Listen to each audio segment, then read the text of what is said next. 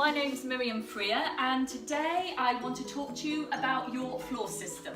Maybe you've just received it for the first time, you're uber excited and now you're wondering how you're going to put it together and get going. So I just want to show you simply so that you can remember before you can go and create your own streak-free beautiful floors very swiftly.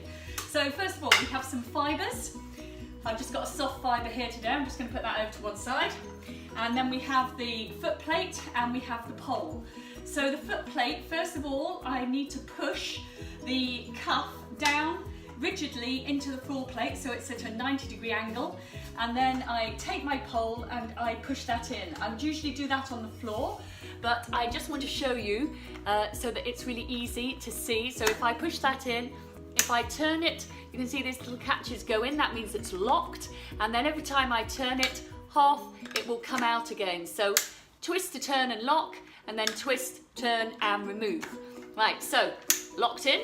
Now I want to bring it up to my nose height, and so to do that, I turn it anti-clockwise, bring it up to my nose height, and then lock it, and that means that it is the perfect height for me. And then remember, with our beautiful floor system, wherever we lock it, it stays just where we put it. Then I need my fibres. You probably have a couple of them, maybe 3, and what you first need to do, you'd use your orange one for brushing around. Remember that one we use dry, and you need to just get that static charge going so it picks up all those little bits and pieces on the floor.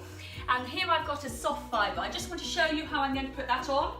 So I put the fibre down, I put it one side into my floor system with it rigid, then I click open, push it in and click close. And remember now, my floor system is still rigid on the floor, not going anywhere.